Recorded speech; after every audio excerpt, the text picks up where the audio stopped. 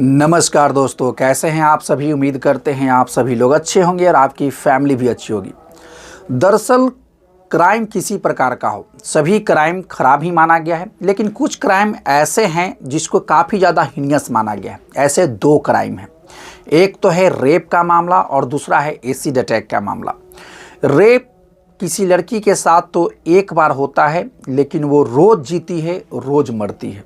उसी प्रकार से एसिड अटैक मैक्सिमम केसेस में देखा गया है कि ये लड़कियों के साथ ही होता है, और जिस लड़की के साथ ऐसा घटना घटता है वो शायद जीवन में फिर दोबारा कभी जो है दर्पण या ऐनक जो है नहीं देखती है। वो शायद अपने चेहरे से को दोबारा जो है ऐनक के सामने रखना नहीं चाहती है। ये दोनों क्राइम ऐसे क्राइम हैं कि जिसके साथ ये घटना घटता है वो मानो उसका दुनिया जो है उसी वक्त जो है पूरा तबाह हो जाता है। हालांकि कुछ लड़कियां या कुछ लोग ऐसे भी होते हैं जो इसके साथ जो है जीना शुरू करते हैं, हिम्मत करते हैं और अपने आप को जो है फिर से खड़े करने का प्रयास करते हैं। तो दोस्तों, आज हम आपको इसी प्रकार से एक एसिड अटैक की कहानी सुनाने जा रहे हैं। तो दोस्तों, आज की जो सच्ची घटना हम आपको सुनाने जा रहे हैं वो दिल्ली की है। दरअसल एक लड़की जो है अपने घर से कॉलेज के लिए निकलती है। वो समय लगभग 10:30 के आसपास हो रहा होगा। कॉलेज से 200 मीटर दूरी पर जो है वो उतरती है और उसके बाद जो है पैदल ही कॉलेज की ओर जाना शुरू करती है। तभी जो है 3 लोग बाइक से वहाँ पर पहुँचते हैं और एक लड़का जो है उस बाइक से उतरता है और उस लड़की के ऊपर जो है एसिड फेंक कर वहाँ से चला जाता है। लेकिन जैसे ही वो एसिड फेंका था, वो लड़की जो है अपना बैग जो है आगे की ओर बचाव में करती है और वो एसिड का बोतल जो है लड़की के दोनों हाथों पर गिरता है और उसके बाद लड़की चीखना चिल्लाना शुरू कर देती है। सबसे गनीमत ये बात रहा कि लड़की का फेस जो है बच जाता है। अब जैसे ही लड़की चीखती है, चिल्लाती है, आसपास के लोग वहाँ पर जौर होते हैं। आनन फानन में एम्बुलेंस बुलाया जाता है और देखते देखते ये मामला जो है मीडिया और प्रशासन के पास पहुँच जाता है। चूँकि ये मामला दिल्ली का था तो ये मामला को तूल पकड़ते ज़्यादा समय नहीं लगा और तुरंत आनन फानन में इसकी जांच भी शुरू हो जाती है। जब प्रशासन की टीम उस घटना स्थल पर पहुंचती है जहां पर यह घटना हुआ था साक्ष्य जुटाने के लिए, तो प्रशासन एक अजीब चीज़ वहां महसूस करती है कि उस इलाके में वहां पर जो है कोई कैमरा था ही नहीं, कोई सीसीटीवी कैमरा नहीं था। अब प्रशासन के सामने ये चुनौती था कि आखिरकार जब यहाँ पर सीसीटीवी कैमरे नहीं है तो इसका जो है प्रमाण कैसे मिले। आसपास के सीसीटीवी कैमरे खंगाले गए, वहां पर भी कोई सबूत नहीं मिला। अब प्रशासन के सामने सबसे बड़ी चुनौती ये थी कि आखिरकार वो सबूत कहां से लाए, आखिरकार उन लोगों को कैसे पहचाना जाए जो एसिड वहां से फेंक कर चले गए। अब उसके बाद प्रशासन जो है लड़की से पूछताछ करना शुरू करती है। चूंकि लड़की भी जो है होश में थी, लड़की पर जो है एसिड का ज़्यादा जो है प्रभाव नहीं पड़ा था, एसिड केवल हाथों पर पड़ा था। जैसे ही प्रशासन लड़की से पूछताछ करती है तो लड़की ये बताती है कि बाइक पर 3 लोग थे, जिनमें से एक को वो पहचानती है जिसका नाम जितेंद्र है। अब जैसे ही जितेंद्र का नाम सामने आता है, प्रशासन इस जितेंद्र के घर पहुंचती है और उसके घर पर जैसे ही प्रशासन जाती है तो पता चलता है कि ये जितेंद्र घर से गायब है। उसके बाद प्रशासन उसके घर से नंबर लेती है, जितेंद्र को कॉल करती है। जब जितेंद्र से बात होती है प्रशासन को तो जितेंद्र खुद कहता है कि हम थाने खुद आ जाएंगे, आप जो है थोड़ा सा वेट कर ले। उसके बाद जितेंद्र जो है प्रशासन के सामने आता है। लेकिन सबसे बड़ी समस्या ये थी कि जितेंद्र ये बताता है कि जिस वक्त ये घटना हुआ था उस समय वो वहाँ पर मौजूद ही नहीं था। वो उसका लोकेशन ये बता रहा था कि वो वहाँ पर था ही नहीं।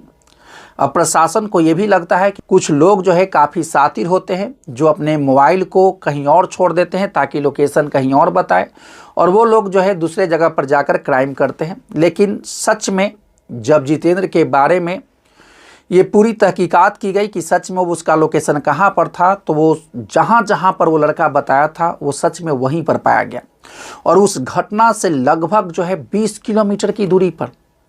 अब प्रशासन भी सकते में थी कि आखिरकार एक ही शख्स एक ही समय पर 2 जगहों पर कैसे हो सकता है। बाकी जो 2 अन्य लोग थे उनका भी पता चल गया, उसका नाम था ईशान और दूसरा का नाम था अरमान। जब इन दोनों को कॉल किया गया तो ये लोग बताते हैं कि ये लोग जो है अभी वर्तमान में जो है लखनऊ में हैं। अब इन लोगों को बताया जाता है कि ऐसा ऐसा मामला है, तो ये दोनों भी बताते हैं कि हम तुरंत आपके पास पहुंच रहे हैं, और ये भी जो है थाने आते हैं। और इसके बाद ये भी बताते हैं कि जब ये घटना घटा था उस वक्त वो वहाँ पर थे ही नहीं, वो कहीं और थे। और जब सच में प्रशासन जो है तहकीकात की तो सच में उनका जो है लोकेशन वहाँ पर नहीं मिलता है, वो सच में कहीं और होते हैं। अब प्रशासन के सामने काफ़ी बड़ा चुनौती था कि जिस पर आरोप लगा है वो आरोपी जो है बता रहा है कि वहाँ पर था ही नहीं, और सारे सबूत भी ये बता रहे हैं कि वो सच में वहाँ पर नहीं था। अब प्रशासन के सामने सबसे बड़ी चुनौती कि आखिरकार झूठ कौन बोल रहा है। या तो लड़की झूठ बोल रही है, या तो ये जो है जिन पर आरोप लगा है ये लोग झूठ बोल रहे हैं। तो दरअसल होता यह है कि जो आरोपी होते हैं उन पर तो हम लोग शक कर लेते हैं, लेकिन जिन पर जो है ये मामला घटता है, जिनके साथ ये मैटर होता है, उन पर दरअसल जो है समाज जो है ज़्यादा शक नहीं करता है। अब प्रशासन को भी लग रहा था कि लड़की के साथ जो है घटना घटा है तो शायद ये सच ही बोल रही होगी। लेकिन जब ये तीनों को मिलाया गया, सत्येंद्र और जो है ईशान और अरमान को, तो ये तीनों लोग जो है एक दूसरे को जानते नहीं हैं। यानी जो है सत्येंद्र ना तो ईशान और अरमान को जानता है, और न ही अरमान और ईशान जो है सत्येंद्र को जानते हैं। अब सबसे बड़ी चुनौती ये भी थी कि आखिरकार लड़की के अनुसार ये तीनों लोग एक बाइक पर आए थे। जब ये तीनों एक दूसरे को जानते नहीं हैं तो आखिरकार एक बाइक पर कैसे आ सकते हैं। अब एक बार और चुनौती बढ़ गया। अब प्रशासन इस मामले को जो है और गहराई में जाकर जांचना शुरू करती है, और जब ये लड़की घर से निकलना शुरू करती है उसी समय का जो है आसपास का सीसीटीवी कैमरा खंगालना शुरू करती है प्रशासन। और जो है आसपास के कैमरे में देखा गया कि ये रविवार का दिन जो था उसमें जो है लगभग 10 बजे के आसपास ये लड़की अपने घर से अपने भाई के साथ बाइक पर निकलती है, और वो कॉलेज से लगभग जो है 200 मीटर पहले जो है वो उतर जाती है। यहाँ तक तो ठीक था। वो उसका भाई जो है उसको वहाँ पर ड्रॉप करने के बाद जो है कुछ ही देर के बाद वो अपने घर पर भी पाया जाता है। यहाँ तक भी प्रशासन सही पाएगी। अब लेकिन प्रशासन को अब ये समझ में नहीं आ रहा था कि आखिरकार अब यहाँ पर चूँकि जहाँ पर इसका भाई उस लड़की को उतारा है वहाँ पर सीसीटीवी कैमरा है नहीं, तो अब ये कैसे पता चलेगा कि इस पर जो है एसिड अटैक किसने किया। और चूँकि आसपास में कैमरे भी नहीं है, कोई भी क्लू नहीं मिल रहा है, तभी एक नई कहानी सामने आती है। और ये नई कहानी ये थी अकील खान की, जो इस लड़की का जो है पिता है। अकील खान पर जो है कई सारे मामले चल रहे थे। अकील खान के घर पर जो है जितेंद्र की पत्नी जो है काम करती थी, और जितेंद्र की पत्नी अकील खान पर ये आरोप लगाई थी, उस पर एफआईआर दर्ज की थी कि उसके साथ दुर्व्यवहार हुआ है, उसका जो है शोषण करने का प्रयास किया गया है, और उस पर मुकदमे दायर किया जाता है।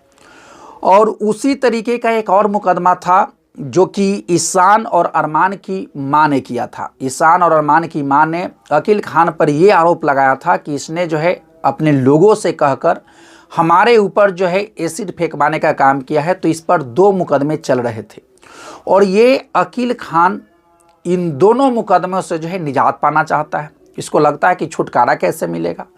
तभी इसके मन में एक आइडिया आता है कि क्यों ना अगर हम अपनी बेटी को सामने लाएं और इस पर भी एसिड फेंकवाएं, और जो ये आरोप जो है हम जितेंद्र पर मढ़ दे, तो ये सारा मामला जो है बराबरी का आ जाएगा, और इसके बदले हम उनसे कह सकते हैं कि आप मेरा केस ख़त्म करें तो हम आपका केस ख़त्म कर देंगे।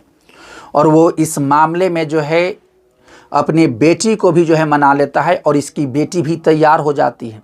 और इस प्लानिंग के अनुसार जो है इसकी बेटी राजी होती है। उसका भाई जो है वहाँ पर कॉलेज से 200 मीटर पहले जो है बाइक को रोकता है। उसके बाद इसका भाई लौट जाता है, और ये पूरा छानबीन पहले ही कर लिया गया था, चूँकि वहाँ पर कोई कैमरे है नहीं। इसकी बेटी जो है टॉयलेट क्लीनर अपने बैग से निकालती है, चूँकि ये ज़्यादा घातक होता नहीं है, और अपने दोनों हाथों पर जो है छिड़कती है, और उसको वहीं पर बोतल फेंक करके चीखने लगती है, चिल्लाने लगती है कि मेरे साथ जो है एसिड अटैक हुआ है। और चूँकि वहाँ पर आसपास में कुछ अच्छे लोग भी थे, तुरंत इस मामला को जो है गंभीरता से लेते हैं, एम्बुलेंस बुलाते हैं, इसको भर्ती कराते हैं, और देखते देखते ये मामला जो है काफ़ी ज़्यादा तूल पकड़ लेता है। मीडिया में भी चर्चा चलने लगता है, चूँकि ये मामला दिल्ली का था। अब चूंकि जैसे ही ये प्रशासन को ये पता चला कि ये पूरे मामले का मास्टरमाइंड जो है अकील खान है, अब तुरंत जो है अकील खान को गिरफ्तार किया जाता है। और अब प्रशासन इस बात पर भी जो है जोर दे रही है, विचार कर रही है कि इस साजिश में लड़की जो है अपने पिता का साथ दी है, तो इस पर क्या जो है दफा लगना चाहिए, कौन से सेक्शन लगाए जाने चाहिए।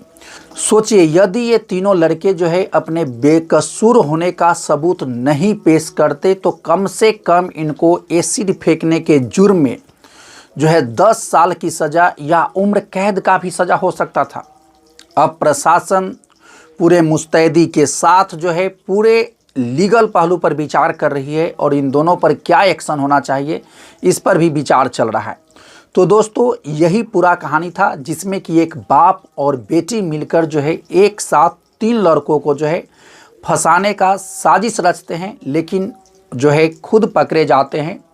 तो दोस्तों, ये कहानी सुनाने का उद्देश्य किसी को हताश करना या परेशान करना नहीं है, बल्कि आपको जागरूक करना है, आपको सचेत करना है।